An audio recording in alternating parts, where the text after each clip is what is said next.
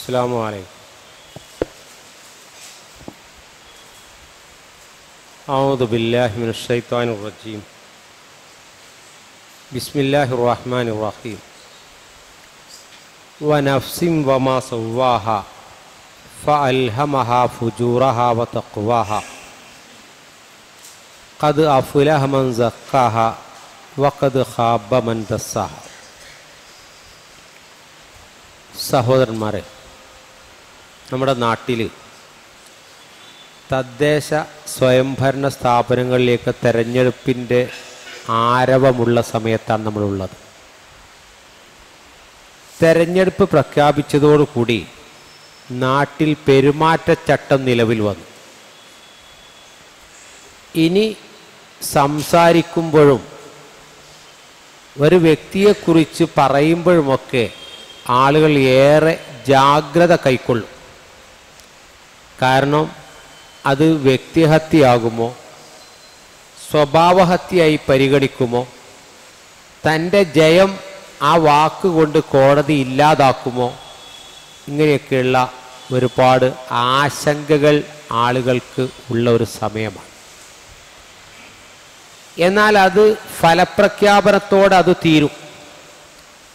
പിന്നെ ആളുകൾക്ക് എന്തും വിളിച്ചു പറയാം, അതിന് പ്രശ്നമല്ല. അത് രാഷ്ട്രീയ ഹാസ്യമായും സന്ദർഭത്തിൻ്റെ തേട്ടമായുമൊക്കെ വിലയിരുത്തുകയും ചെയ്യും. എന്നാൽ വിശ്വാസികളെ സംബന്ധിച്ചിടത്തോളം അവരെന്നും പെരുമാറ്റച്ചട്ടത്തിലാണ്. അള്ളാഹു പറഞ്ഞു, നിങ്ങളെ നിരീക്ഷിക്കുന്ന ആളുകളുണ്ട്. വൈന്ന അലൈക്കും ലഹാഫിലീൻ കിറാമൻ കാത്തിബീൻ, മാന്യന്മാരായ എഴുത്തുകാരുണ്ട്. നിങ്ങൾ എന്താണോ പ്രവർത്തിക്കുന്നത് അറിയുന്നവരാണവർ എന്നൊക്കെ പറയുന്നുണ്ട്. ഇവിടെ നമ്മുടെ പ്രവർത്തനങ്ങളെ നിരീക്ഷിക്കാൻ വേണ്ടി ഇലക്ഷൻ കമ്മീഷൻ നിരീക്ഷകന്മാരെയും പ്രത്യേക ക്യാമറകളുമൊക്കെയാണ് അതിനുപയോഗപ്പെടുത്തിയത്. നിരീക്ഷകന്മാരായ ആളുകൾക്ക് മറവി ഉണ്ടാവാം, അശ്രദ്ധയുണ്ടാവാം, സ്വാധീനിക്കാൻ ശ്രമിക്കാം. ക്യാമറകൾക്ക് അതിൻ്റെ ടെക്നിക്കൽ ഇറർ ഉണ്ടാവാം. പക്ഷേ അള്ളാഹ് നിശ്ചയിച്ച മലായിക്കത്തുകൾ മാന്യന്മാരായി മടുപ്പില്ലാതെ ക്ഷീണമില്ലാതെ സദാ ജാഗരൂകരായി നിരീക്ഷിച്ചു കൊണ്ടിരിക്കുകയാണ്. നമ്മൾ എന്തുകൊണ്ടാണ് മനുഷ്യരെ കളിയാക്കുന്നതും കുറ്റപ്പെടുത്തുന്നതും പരിഹസിക്കുന്നതും അവനെ ബോഡി ഷെയ്മിങ് നടത്തുന്നതൊക്കെ എന്തുകൊണ്ടാണ്? തൻ്റെ മനസ്സ് ക്ലിയർ അല്ലാത്തത് കൊണ്ട്, തൻ്റെ മനസ്സ് ശുദ്ധമല്ലാത്തത് കൊണ്ട്, സ്നേഹവും കാരുണ്യവും അലിവും ആർദ്രതയും സഹാനുഭൂതിയും പരക്ഷേമ തൽപരതയും ഇതൊക്കെയാണ് ഒരാളുടെ മനസ്സിൽ നിന്നുണ്ടാവുന്നതെങ്കിൽ അയാളെ സംബന്ധിച്ചിടത്തോളം മറ്റൊരാളെ കുറ്റപ്പെടുത്താനും കുറവാക്കാനുള്ള അവസരങ്ങൾ ഉണ്ടാവില്ല. കാരണം എല്ലാ മനുഷ്യർക്കും ഓരോരോ ന്യൂനതകളും പോരായ്മകളും ഒക്കെ ഉണ്ടാവും. ആ ന്യൂനതകളും പോരായ്മകളും എടുത്ത് പറഞ്ഞ് കുറവാക്കുക എന്നുള്ളത് അവൻ്റെ ന്യൂനത അറിയാത്തത് കൊണ്ട് തൽക്കാലം അവൻ രക്ഷപ്പെടുന്നു എന്ന് മാത്രമേ ഉള്ളൂ. അതുകൊണ്ട് തന്നെ മനുഷ്യൻ്റെ സൃഷ്ടിപ്പ് അള്ളാഹ് പറഞ്ഞത് അള്ളാഹ് സൃഷ്ടിച്ച ഒന്നാണ്. അതിൽ നീളം കുറഞ്ഞവരുണ്ടാവും, നീളം കൂടിയവരുണ്ടാവും, തടി കൂടുതലുള്ളവരുണ്ടാവും. അങ്ങനെ പല രൂപത്തിൽ ശരീരപ്രകൃതിക്ക് വ്യത്യാസങ്ങളുണ്ട്. പക്ഷെ അള്ളാഹ് പറഞ്ഞു, ലഖദ് ഖലഖ്നൽ ഇൻസാന, മനുഷ്യനെ നാം സൃഷ്ടിച്ചത് ഏറ്റവും നല്ല ഷെയ്പ്പിലാണ്. അഹ്സനി തഖ്വീം എന്നാണല്ലോ ഖുർആൻ പറഞ്ഞത്. ഏറ്റവും നല്ല ആകൃതിയിലും ആകാരത്തിലുമാണ് പടച്ചത്. പക്ഷെ അള്ളാഹ് പടച്ച ഈ ശരീരത്തെ അള്ളാഹ് നോക്കുന്നത് ഈ ശരീരത്തിൻ്റെ രൂപത്തിലേക്കല്ല. ലാ യൻളുറു ഇലാ സുവരിക്കും, നിങ്ങളുടെ ആകാരത്തിലേക്കും ചിത്രത്തിലേക്കുമല്ല അള്ളാഹ് നോക്കുന്നത്. വലാകി യൻളുറു ഇലാ ഖുലൂബിക്കും, മനുഷ്യൻ്റെ മനസ്സിലേക്കാണ് അള്ളാഹുവിൻ്റെ നോട്ടം. നമ്മൾ ഓരോ പ്രവർത്തനങ്ങൾ ചെയ്യുമ്പോഴും നമ്മുടെ മനസ്സ് എന്ത് പറയുന്നു എന്താണ് ആ സമയത്തുള്ള നമ്മുടെ മനസ്സിൻ്റെ അവസ്ഥ എന്നാണ് റബ്ബ് നോക്കുന്നത് എന്ന് സൂചിപ്പിക്കുന്നത്. മനുഷ്യൻ്റെ മനസ്സിൽ അതുകൊണ്ടാണ് നമ്മൾ ചെയ്യുന്നൊരു പ്രവൃത്തി തെറ്റാകുന്നതും ശരിയാകുന്നതും ആ പ്രവൃത്തി ചെയ്യുമ്പോഴുള്ള നീയത്താണ് പ്രശ്നം. നിങ്ങളാലോചിച്ച് നോക്കൂ, ഇപ്പം കബറിങ്ങിൽ ഒരാൾ പോകുന്നു, ആ കബറാളിക്ക് വേണ്ടി പ്രാർത്ഥിക്കാൻ വേണ്ടിയിട്ട് ഖബർ സിയാറത്ത് ചെയ്യാൻ വേണ്ടിയിട്ടാണ് പോകുന്നത്. എന്നാൽ മറ്റൊരാൾ പോകുന്നത് ഖബറിലുള്ള ആളോട് പ്രാർത്ഥിക്കാൻ വേണ്ടിയാണ്, തൻ്റെ സങ്കടങ്ങൾ അവിടെ ചെന്ന് ബോധിപ്പിക്കാൻ വേണ്ടിയാണ്. രണ്ടാളും പോകുന്നത് ഖബറിങ്ങിലേക്കാണ്. പക്ഷേ ഒരാൾ ചെയ്യുന്നത് സുന്നത്താണ്, മറ്റൊരാൾ ചെയ്യുന്നത് ശിർക്കാണ്. അപ്പോൾ പ്രവർത്തനങ്ങളല്ല പൊതുവെ ഒരേ രൂപത്തിലെ പ്രവർത്തനങ്ങളായി തോന്നുന്നുവെങ്കിലും ഉദ്ദേശങ്ങളും നീയത്തും മനസാന്നിധ്യവുമാണ് ഒരു പ്രവർത്തനത്തെ കുറ്റമറ്റതാണോ അതല്ല ശരിയാണോ എന്ന് തീരുമാനിക്കുന്നത്. നിങ്ങൾ ആലോചിച്ച് നോക്കൂ, മനുഷ്യൻ്റെ മനസ്സിൻ്റെ ഒരു പ്രത്യേകത പറയുമ്പോൾ ഖുർആൻ പറഞ്ഞു, അത് നഫ്സുൽ ലവ്വാമയാണ് എന്ന് പറഞ്ഞാൽ നമ്മൾ ചെയ്ത ഒരു പ്രവൃത്തി ചെയ്യാൻ പാടില്ലാത്തത് ചെയ്തു പോയാൽ മനസ്സ് പറയണം അത് ചെയ്ത് മോശമായിപ്പോയല്ലോ, അങ്ങനെ ചെയ്യാൻ പാടില്ലായിരുന്നല്ലോ എന്നും എൻ്റെ മനസ്സ് പറയുമ്പോൾ അതിൽ നിന്ന് ഖേദിച്ച് മടങ്ങാനും ചെയ്തതിൽ വേദനിക്കാനും ഇനി ചെയ്യില്ലെന്ന് ആവർത്തിക്കാനും അവൻ്റെ മനസ്സ് അവനെ പാകപ്പെടുത്തും. നിങ്ങൾ ആലോചിച്ച് നോക്കൂ, അനസ് ബിൻ നളിർ എന്ന് പറഞ്ഞ സഹാബിയുടെ ചരിത്രത്തിൽ ബദർ യുദ്ധത്തിന് വേണ്ടി റസൂലുള്ള വിളംബരം നടത്തിയപ്പോൾ അദ്ദേഹത്തിന് പോകാൻ സാധിച്ചില്ല. പിന്നെ അതൊരു വലിയ യുദ്ധം എന്നുള്ള നിലക്ക് പോയതുമല്ല, പെട്ടെന്ന് പറഞ്ഞപ്പോൾ അതിനൊരുങ്ങി തീർന്നതുമില്ല, അദ്ദേഹം പോയില്ല. പക്ഷേ യുദ്ധം കഴിഞ്ഞ് അതിൽ വിജയിച്ച ആളുകൾക്കുള്ള ആദരവും ബദറിൽ പങ്കെടുത്തവർക്കുള്ള പോരിശയൊക്കെ ഇങ്ങനെ കേട്ടപ്പോൾ പങ്കെടുക്കാത്തത് നഷ്ടമായി പോയല്ലോ എന്ന് അനസിൻ്റെ മനസ്സ് പറയാൻ തുടങ്ങി.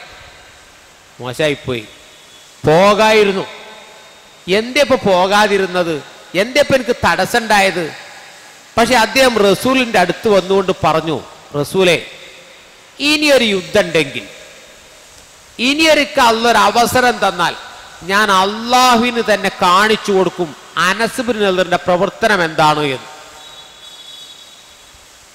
അദ്ദേഹം അങ്ങനെ പറയണം. കാരണം ചെയ്യാത്തത് മോശമായി എന്നും അത് ജീവിതത്തെ ഏറ്റവും നഷ്ടമായി എന്നും ആളുകൾ പിന്നെ ചോദിക്കുന്ന ചോദ്യം, അൻത ബദ്രിയുൻ, നീ ബദറിൽ പങ്കെടുത്തവനാണോ എന്ന് ചോദിച്ചാൽ അത് വലിയൊരു സ്ഥാനമുള്ള ആളുമായി മാറി. അതിന് ചാൻസ് കിട്ടിയില്ലല്ലോ. ഉഹദ് യുദ്ധം വന്നു. ഉഹദ് യുദ്ധത്തിൽ അനസ് ബിൻ നളിർ പങ്കെടുത്തു. കാരണം ബദറിൽ പങ്കെടുക്കാത്ത ക്ഷീണവും വിഷമവും കൂടി തീർത്തിട്ടാണ് ഉഹദിലേക്ക് അദ്ദേഹം പോകുന്നത്. ഉഹദ് യുദ്ധത്തിൽ നമുക്കറിയാലോ, പ്രത്യക്ഷത്തിൽ മുസ്ലിങ്ങൾ പരാജയപ്പെട്ടു, പലരും തോറ്റോടി. മുസ്ലിം പക്ഷത്തുള്ള ആളുകളൊക്കെ റസൂലുള്ളയെ കൊല ചെയ്തിരിക്കുന്നു എന്നുള്ള കിംവദന്തി കൂടി കേട്ടപ്പോൾ ഓട്ടത്തിന്റെ ശക്തി വർദ്ധിച്ചു. ആ സമയത്ത് അനസ് ബിൻ നളിർ നിന്ന് പറയുന്നുണ്ട്, ജനങ്ങളെ, നബി മരിച്ചിരിക്കുന്നു എങ്കിൽ നമ്മൾ ജീവിക്കുന്നത് എന്തിനാണ്? നമ്മൾക്കും ആ പാത സ്വീകരിച്ചുകൂടെ? നമ്മൾക്കും മരിച്ചുകൂടെ? നബി മരിച്ചതിന് എന്തിനാ നമ്മൾ ജീവിക്കുന്നത് എന്ന് ചോദിച്ചിട്ടാണ് അദ്ദേഹം യുദ്ധക്കളത്തിലേക്ക് എടുത്തു ചാടി 80ഓളം വെട്ടുകൊണ്ട് ആ യുദ്ധക്കളത്തിൽ വെച്ച് രക്തസാക്ഷിയാകുന്നത്. ഇവിടെ വിഷയം എന്താണെന്ന് ചോദിച്ചാൽ, മനസ്സ് അദ്ദേഹത്തെ കുറ്റപ്പെടുത്തിക്കൊണ്ടിരുന്നു. നീ അത് എന്തുകൊണ്ട് ചെയ്തില്ല? ഇനിയൊരു ചാൻസ് നിനക്ക് വന്നില്ലെങ്കിൽ നിനക്ക് നഷ്ടല്ലേ? മാത്രമല്ല, ഈ സംഭവം വിശദീകരിച്ചിട്ട് ഇബ്നുൽ ഖയ്യിം റഹ്മത്തുള്ളാഹി അലൈഹി ഹസനുൽ ബസ്രിയുടെ ഒരു വാക്ക് ഉദ്ധരിക്കുന്നുണ്ട്. ഈ കുറ്റപ്പെടുത്തലുകൾ തന്നെ രണ്ട് രൂപത്തിലുണ്ടാവും. ഒന്ന്, സൗഭാഗ്യവാനായ മനുഷ്യനാണെങ്കിലാണ് ഇത്തരം മനസാക്ഷി കുത്തുണ്ടാവുക. അല്ലാത്തവനാണെങ്കിൽ ഉണ്ടാവുക എന്താ? പോകാത്തത് നന്നായി തന്നെ ഉണ്ടാവുക. ഒരു ചാൻസ് വന്നിട്ട് ഇപ്പം എമ്പാടും പണം കിട്ടുന്ന അവിഹിതമായ മാർഗത്തിലാണ് കൈക്കൂലിയായിട്ടോ കള്ളക്കടത്തായിട്ടോ ഒക്കെയാണ് കാശ് കിട്ടുന്നത്. പക്ഷെ അത് വാങ്ങിയില്ലെങ്കിൽ എൻ്റെ മനസ്സ് പറയും എന്ത് പോയത്തക്കാരനാ, ഇങ്ങനെ കാശ് കിട്ടി വാങ്ങാതൊക്കെ ആരെങ്കിലും, അതൊക്കെ പിന്നെ കുറച്ച് കഴിഞ്ഞാൽ തൗബ ചെയ്ത് നന്നായ പോരെ എന്ന് ചോദിക്കുന്നതും മനുഷ്യൻ്റെ മനസ്സ് തന്നെയാണ്. അപ്പോൾ കുറ്റപ്പെടുത്തലുകൾ വാങ്ങാത്തതിൻ്റെ പേരിലും ചെയ്യാത്തതിൻ്റെ പേരിലും അവനെ കുറ്റപ്പെടുത്തുന്നത് ദൗർഭാഗ്യവന്മാരെയും കുറ്റപ്പെടുത്തിക്കൊണ്ടിരിക്കും. പക്ഷേ സൗഭാഗ്യവന്മാർ നല്ലതിലേക്ക് മുന്നിട്ടിറങ്ങാത്തതിനാണ് ഉണ്ടായിത്തീരുന്നത്. അതുകൊണ്ടാണ് പണ്ഡിതന്മാർ ഈ മനസ്സ് നന്നാക്കുന്നതിനെക്കുറിച്ച് ഇപ്പം ഞാൻ സൂചിപ്പിക്കുന്നത്, ഒരാളെ കുറ്റപ്പെടുത്തുന്നതും ഒരാളെ കളവാക്കുന്നതും ഒരാളെ ഇൻസൾട്ട് ചെയ്യുന്നതും ഒക്കെ വരുന്നത് നമ്മുടെ മനസ്സിൻ്റെ വൃത്തിയില്ലായ്മയാണ്. അതുകൊണ്ടാണ് പടച്ച റബ്ബ് ആർക്കാണ് സ്വർഗം എന്ന് പറയുമ്പോൾ പറയുന്ന വാക്ക് യഥാർത്ഥത്തിൽ ജന്നാത്തു അദ്നിൻ, സ്ഥിരതയുള്ള തോട്ടമുണ്ടല്ലോ, അത് തജ്രീ മിൻ തഹ്തിഹൽ അൻഹാറു, താഴ്ഭാഗങ്ങളുടെ പുഴകൾ ഒഴുകുന്ന തോട്ടം, ആ തോട്ടം സ്ഥിരവാസി ആയി നിൽക്കുന്ന ആളുകൾ ആർക്കാണ്? വദാലിക ജസാഉ മൻ തസക്ക, ഇതാണ് അല്ലാഹ് പറയുന്നത്. ആർക്കാണ് ആ സ്വർഗ്ഗം ഒരുക്കി വെച്ചത്? വദാലിക, അത് ജസാഉ പ്രതിഫലമാണ്. ആർക്ക്? മൻ തസക്ക, മനസ്സിനെ നന്നാക്കിയവൻ. മനസ്സ് നന്നായി കഴിഞ്ഞാൽ അവൻ്റെ മനസ്സിൽ നിന്ന് അശ്ലീലങ്ങളോ ആഭാസങ്ങളോ അസത്യവാക്കുകളോ അധാർമിക പ്രവർത്തനങ്ങളോ ഒന്നും വരില്ല. ആരും അവനെ നിയന്ത്രിക്കാനില്ലെങ്കിലും അവൻ്റെ ജീവിതം പരമപരിശുദ്ധമായി മുന്നോട്ട് കൊണ്ടുപോകാൻ അവൻ്റെ മനസ്സ് അവനെ പ്രേരിപ്പിച്ചുകൊണ്ടേയിരിക്കും. അതിനെങ്ങനെയാണ് മനസ്സിനെ ശുദ്ധീകരിക്കുക? പണ്ഡിതന്മാർ പറഞ്ഞു അത്തഹ്ലിയത്തു വത്തഹ്ലിയ, രണ്ട് വാക്കുകളാണ് ഉപയോഗിച്ച്. എന്താണ് ആ വാക്കുകൾ എന്നറിയങ്ങൾ? ഒന്ന്, മനസ്സിൽ നിന്ന് കുറേ ഒഴിവാക്കേണ്ടതുണ്ട്. രണ്ട്, മനസ്സിൽ കുറേ നിറക്കേണ്ടതുണ്ട്. എന്താണ് ഒഴിവാക്കേണ്ടത്? ഒഴിവാക്കേണ്ടത് ഒന്ന്, മനസ്സിൻ്റെ രോഗങ്ങളാണ്. ഖുർആൻ പറഞ്ഞല്ലോ, കുഫർ, നിഫാഖ്, കാപട്യം, നിഷേധം, അതുപോലെ തന്നെ തുടങ്ങിയിട്ടുള്ള ഒരുപാട് ഈ ഹസദ്, അസൂയ, കിബർ, ഇങ്ങനെ തുടങ്ങിയിട്ട് മനുഷ്യൻ്റെ മനസ്സിലുണ്ടാകുന്ന അത്തരം ചപല വികാരങ്ങളൊക്കെ മനസ്സിൽ നിന്ന് ഒഴിവാക്കണം. എന്നിട്ട് പിന്നെ എന്താ നിറക്കേണ്ടത്? നിറക്കേണ്ടത് ഇഖ്ലാസ്, തവക്കുല്, തൗഹീദ്, സബ്ർ, ശുക്ർ, ഖൗഫ്, ഇങ്ങനെ എണ്ണി പറയുന്ന ഒരുപാട് സൽഗുണങ്ങളുണ്ട്. പ്രതിസന്ധികൾ ഉറച്ചു നിൽക്കുന്ന സബ്ർ, പ്രയാസകരമായ അവസ്ഥ വരുമ്പോൾ തവക്കുൽ ചെയ്യാനുള്ള ഈമാൻ, ഇബാദത്തുകൾ ചെയ്യുമ്പോൾ ഇഖ്ലാസുള്ള ഇബാദത്ത്, അനുഗ്രഹങ്ങൾ കിട്ടുമ്പോൾ ശുക്ർ കാണിക്കുന്ന മനസ്സ്, പ്രതിസന്ധികൾ പതറാത്ത ഈമാൻ, ഇതൊക്കെ അത് നടക്കുകയും ചെയ്യണം. കാരണം മനുഷ്യൻ്റെ മനസ്സ് രണ്ട് രൂപത്തിലുണ്ട്. ഒന്ന്, നിങ്ങളത് നോക്കൂ, നമ്മളിപ്പോൾ ജ്യൂസൊക്കെ അടിച്ചു കഴിഞ്ഞാൽ അത് അരിക്കുമല്ലോ, അരിപ്പയിലിട്ടിട്ട്. അരിപ്പയിലിട്ട് ജ്യൂസ് അരിച്ച് കളയുമ്പോൾ ചണ്ടി അതിൽ നിൽക്കുകയും സത്ത ഗ്ലാസ്സിലേക്ക് ഒഴുകുക ചെയ്യുക. അരിപ്പയിൽ നിൽക്കുന്നത് വേസ്റ്റാണ്. എന്നാൽ മുറത്തിൽ നമ്മൾ വല്ല വസ്തുക്കളും ചേറിയെടുത്താലോ, മുറത്തിൽ നിൽക്കുന്നത് നല്ലതും പുറത്തേക്ക് പോകുന്ന വേസ്റ്റുമാണ്. ഇതേപോലെയാണ് മനുഷ്യൻ്റെ മനസ്സ്. ചില മനുഷ്യൻ്റെ മനസ്സിൽ വേസ്റ്റാണ് തളം കെട്ടി നിൽക്കുക, നന്മയൊക്കെ ഇന്ന് പോയിട്ടുണ്ടാവും. ചില മനുഷ്യൻ്റെ മനസ്സിലോ തിന്മകളാണ് നിൽക്കുക, നന്മ ഇന്ന് പോയിട്ടുണ്ടാവും. അപ്പൊ ഏതാണ് നിൽക്കേണ്ടത്? അവിടെയാണ്, അതിനാണ് അള്ളാഹുവുമായുള്ള ബന്ധമാണ് അവൻ ശക്തിപ്പെടുത്തേണ്ടത്. ആ ബന്ധം ശക്തിപ്പെടുത്തി കഴിഞ്ഞാലാണ് യഥാർത്ഥത്തിൽ ഒരു മനുഷ്യന് അവൻ്റെ മനസ്സിനെ ശുദ്ധീകരിക്കാൻ കഴിയുക. അള്ളാഹ് പറയുന്നുണ്ട്, വലൗലാ ഫളുല്ലാഹി അലൈക്കും, അള്ളാഹുവിൻ്റെ ഫള് നിങ്ങളുടെ മേൽ ഇല്ലായിരുന്നുവെങ്കിൽ, വറഹ്മത്തുഹു, അവൻ്റെ കാരുണ്യവും ഇല്ലായിരുന്നുവെങ്കിൽ, മാ സക്കാ മിൻകും മിൻ അഹദിൻ, നിങ്ങൾ ഒരാൾക്കും മനസ്സിനെ പരിശുദ്ധപ്പെടുത്താൻ കഴിയില്ല. വലാകിന്നല്ലാഹ്, പക്ഷെ അല്ലാഹു യുസക്കി മൻ യശാഉ, അവൻ ഉദ്ദേശിക്കുന്നവരുടെ മനസ്സിനെ അവൻ ശുദ്ധീകരിക്കും. വല്ലാഹു സമീഉൻ അലീം. അതുകൊണ്ടാണ് നമ്മൾ പ്രാർത്ഥിക്കുന്ന പ്രാർത്ഥന, അല്ലാഹുമ്മ ആതി നഫ്സി, പടച്ചവനെ എൻ്റെ മനസ്സിൽ നീ തഖ്വ നൽകണേ, വസക്കിഹ, ആ മനസ്സിനെ നീ ശുദ്ധീകരിക്കണം, അൻത ഖൈറു മൻ സക്കാഹ, നീയാണ് മനസ്സിനെ ശുദ്ധീകരിക്കുക അത്യുത്തമൻ എന്ന്. അപ്പം മനസ്സിനെ ശുദ്ധീകരിക്കാതെ പോകുന്നത് എന്തുകൊണ്ടാണ്? തൗബയില്ലാത്ത, തഖ്വയില്ലാത്ത, ഇഖ്ലാസ് ഇല്ലാത്ത, മതത്തിൻ്റെ പിൻബലങ്ങളൊന്നുമില്ലാത്ത ഭൗതിക പ്രമത്തതയുടെ പിന്നാലെ പോകുന്ന ഒരു മനസ്സിൽ യഥാർത്ഥത്തിൽ അതിന് നിയന്ത്രണങ്ങൾ കിട്ടാൻ പ്രയാസമാണ്. അതുകൊണ്ടാണ് ഒരു അറബി കവി സൂചിപ്പിച്ചത്, മനുഷ്യൻ്റെ മനസ്സ് എന്ന് പറയുന്നത് ഈ കുഞ്ഞിൻ്റെ അവസ്ഥ പോലെയാണ്. അന്നഫ്സു കത്തിഫിലി, മനുഷ്യൻ്റെ മനസ്സ് കുട്ടിയെപ്പോലെയാണ്. ആ കുട്ടിയെ നീ അങ്ങനെ വിട്ടാൽ എന്ത് ചെയ്യും? ഓ എത്ര വലുതായാലും ഉമ്മാൻ്റെ മുല കുടിച്ചുകൊണ്ടിരിക്കും. എന്നാൽ മുലകുടി നിർത്തേണ്ട സമയത്ത് കുട്ടീൻ്റെ മുലകുടി നിർത്തിയാലോ 2 ദിവസമൊക്കെ ഒരു ചീച്ചിലും കരച്ചിലും ഒക്കെ ഉണ്ടാവും. അത് കഴിഞ്ഞാൽ ഓനാ മറക്കും. അങ്ങനെ മുലകുടി മോചിതനാവും. ഇതേപോലെയാണ് മനുഷ്യൻ്റെ മനസ്സ്. നിയന്ത്രിക്കേണ്ടടുത്ത് നിയന്ത്രിക്കുകയും നിർത്തേണ്ടടുത്ത് നിർത്തുകയും ചെയ്തില്ലെങ്കിൽ മനുഷ്യൻ കാട് കയറിപ്പോകുന്ന പ്രവർത്തനങ്ങൾ ചെയ്യും. ഇപ്പോൾ നിങ്ങൾ ആലോചിച്ച് നോക്കൂ, മനുഷ്യൻ്റെ ഇപ്പോൾ നാട്ടിലുള്ള കുടുംബങ്ങളുടെ പ്രശ്നങ്ങൾ മുഴുവൻ കൈകാര്യം ചെയ്യുകയും അവർക്കൊക്കെ കൗൺസിലിങ്ങിൻ്റെ സന്ദേശം കൊടുക്കുകയും ചെയ്ത ദമ്പതിമാരിപ്പോൾ പരസ്പരം പിരിഞ്ഞിട്ട് സോഷ്യൽ മീഡിയയിൽ വീഴ്പ്പലക്കാൻ. ആലോചിച്ച് നോക്കിയേ, ഒരുപാട് രാജ്യങ്ങളിൽ പോയിട്ട് കുടുംബങ്ങൾക്ക് കൗൺസിൽ കൊടുക്കുക. എങ്ങനെ കുടുംബിനിയാവാം, നിങ്ങൾ ഹക്ക് ചെയ്യാറില്ലേ, നിങ്ങൾ ചുംബിക്കാറില്ലേ, എന്തൊക്കെയോ ചോദിച്ചു. നിങ്ങൾ ആലോചിച്ച് നോക്കിയാണ്. ഇപ്പം എന്തായി? അപ്പോൾ ഈ മനസ്സ് നന്നാവാതെ നാട്യങ്ങളും അഭിനയങ്ങളും ഒക്കെ മനുഷ്യന് കഴിയും. അഭിനയിക്കാൻ വലിയ കഴിവാണ് മനുഷ്യന്മാർക്ക്. അതുകൊണ്ടാണ് അഭിനയത്തിലൊക്കെ ആളുകൾ അവാർഡ് വാങ്ങുന്നത്. പക്ഷെ മനസ്സിൽ ഒന്ന് വെച്ചുകൊണ്ടാണ് മറ്റൊന്ന് അഭിനയിക്കുന്നത്. മറിച്ച് മനസ്സ് ശുദ്ധമായി കഴിഞ്ഞാൽ ഒരു മനുഷ്യരെ സംശയത്തോളം അവനോട് അറിയണം നന്മ ഏതാണ്, തിന്മ ഏതാണ്. അത് അല്ലാഹു സൂചിപ്പിച്ചത് എന്ത്? വനഫ്സിൻ വമാ സവ്വാഹ, നഫ്സിനെ ശരിപ്പെടുത്തിയത് കൊണ്ട് സത്യം. എന്നിട്ട് ആ നഫ്സ് ശരിയായ ലെവലിൽ നിൽക്കുകയാണെങ്കിൽ എന്തുണ്ടാവും?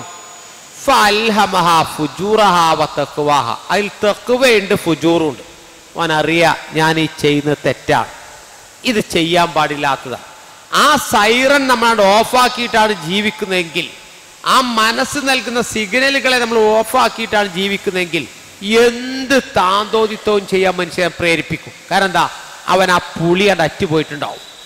അതുകൊണ്ടാണ് ഇപ്പോൾ ഓരോ ന്യൂസുകൾ നമ്മളിങ്ങനെ കേൾക്കുമ്പോൾ ഭാര്യ ഇങ്ങനെ റൂമിലിട്ട് വർഷങ്ങളായി പീഡിപ്പിച്ചുകൊണ്ടിരിക്കുന്നു, പുറത്തറിയിക്കാതിരിക്കാൻ വേണ്ടി ഞാൻ സിംഗിൾ ആണെന്ന് പറയുന്നൊക്കെ നമ്മളിങ്ങനെ വായിക്കുന്നുണ്ടല്ലോ. അങ്ങനെയൊക്കെ മനുഷ്യൻ കടുത്ത അധർമ്മങ്ങൾ ചെയ്യും. ആ ചെയ്യാതിരിക്കാനുള്ള വഴി എന്താന്ന് വെച്ചാൽ അല്ലാഹ് പറഞ്ഞു, വൽ തൻളുർ നഫ്സുൻ മാ ഖദ്ദമത് ലിഗദിൻ. ഓനെ കുറിച്ച് ഇങ്ങനെ അവനവനെ കുറിച്ച് ഒന്ന് ചിന്തിക്കണം. റബ്ബേ, നാളേക്ക് വേണ്ടി എൻ്റെ ബാലൻസ് ഷീറ്റ് എന്താ? എൻ്റെ ജീവിതത്തിൽ എൻ്റെ പ്രവർത്തനങ്ങൾ ഞാൻ ഈ അവസ്ഥയിൽ മരിച്ചു പോയാൽ എൻ്റെ പരലോകം എന്തായിത്തീരും എന്നവൻ്റെ ചിന്തയാണ് അതിൽ. രണ്ടാമത്തത്, ഇനി നമ്മൾ ചിന്തിക്കേണ്ടത്, നമ്മുടെ മനസ്സിനൊക്കെ അങ്ങനെ വല്ല അസുഖം ഉണ്ടോ? നമ്മുടെ മനസ്സ് ക്ലിയർ തന്നെയാണോ? നമ്മുടെ മനസ്സിന് ഇപ്പറഞ്ഞ ഫലമുണ്ടോ എന്ന് നോക്കാനുള്ള ടെസ്റ്റിന്റെ രൂപം പണ്ഡിതന്മാർ വിശദീകരിച്ച എന്താ? നിങ്ങൾ ഒന്ന് അൽക്കസിലു ബാബു തആത്ത്, അള്ളാനെ അനുസരിക്കുന്നതിൽ ഇങ്ങനെ ഒരു അലസത വരിക. ആദ്യത്തിലൊക്കെ കുറേയൊക്കെ ചിട്ടയൊക്കെ ഉണ്ടായിരുന്നു. മെല്ലെ മെല്ലെ അലസതയിൽ വന്നിട്ട് ആ ചിട്ടകളും ആരാധനകൾ ചെയ്യുന്നതിലുള്ള ആ മനുഷ്യൻ്റെ ഒരു വലിയ താല്പര്യം ഉണ്ടല്ലോ, ആ താല്പര്യം കുറഞ്ഞ് ഇങ്ങനെ വന്ന് പിന്നെ എപ്പോഴെങ്കിലുമൊക്കെ ചെയ്യും, തോന്നുമ്പോൾ ചെയ്യും. അങ്ങനെ അലസത വരുന്നത് മനസ്സിൻ്റെ ഒരു രോഗമായി പരിഗണിക്കണം എന്നാണ്. രണ്ടാമത് പറയുന്നത് ലദ്ദത്തുൽ ഇബാദ, ആരാധനകൾ ചെയ്യുന്നതിൽ ആസ്വാദനം ഇല്ലാതിരിക്കുക. ഒരു കടം കഴിക്കുന്ന പോലെ ചടങ്ങുകൾ നടത്തുക, അതിലൊരു നിർവൃതി ഇല്ലാത്ത, ഒരു സായുജ്യമില്ലാത്ത ആരാധനകൾ കാട്ടിക്കൂട്ടി ചെയ്തു കൂട്ടുക. ചെയ്തു, പക്ഷെ ആരുടെ മുമ്പിലാണ് ഈ ചെയ്തത്? ഇത് ചെയ്യുന്നത് എൻ്റെ ജീവിതത്തിൽ അവസാനത്തെ ഒരു ഇബാദത്താണ് എന്ന രൂപത്തിലാണോ? അതൊരു ചടങ്ങ്, ഇവ നാളെ ഇത് തന്നെയാണുള്ള പണി, എന്നും ഇത് തന്നെ മരിക്കണ വരെ ചെയ്യണ്ടേ എന്നുള്ള നിലക്ക് ചെയ്യുന്നതാണോ? ലദ്ദത്തുൽ ഇബാദത്തില്ലാതായിത്തീരും. അതുകൊണ്ടാണ് അല്ലാഹ് പറഞ്ഞു, വസ്തഈനു ബിസ്സബ്രി വസ്വല, ജീവിത പ്രയാസങ്ങൾ സബറും അതിനെ നേടിയെടുക്കാൻ ആ ക്ഷമ ആർജിച്ചെടുക്കാനുള്ള സലാത്തുമായി മുന്നോട്ട് പോകുമ്പോൾ അത് ഭക്തന്മാരല്ലാത്ത ആളുകൾക്കേറെ പ്രയാസമുണ്ടാക്കുന്ന കാര്യമാണ് എന്ന് അല്ലാഹ് ഓർമ്മിപ്പിക്കുന്നുണ്ടല്ലോ. ഇപ്പം ജീവിതത്തിലെ തിരക്കുകളിൽ നമ്മുടെ ഈ നെട്ടോട്ടങ്ങൾക്കിടയിൽ മനസ്സിനെ ശുദ്ധീകരിച്ച് ജീവിതത്തെ സൽപാന്താവിലൂടെ നയിക്കാൻ വേണ്ടി പ്രവർത്തനങ്ങളും പ്രാർത്ഥനകളുമായി മുന്നോട്ട് പോവുക അള്ളാഹു കബൂൽ ചെയ്യുമാറാകട്ടെ. റബ്ബന ആതിന ഫിദ്ദുനിയ ഹസന വഫിൽ ആഖിറതി ഹസനതൻ വഖിന അദാബന്നാർ.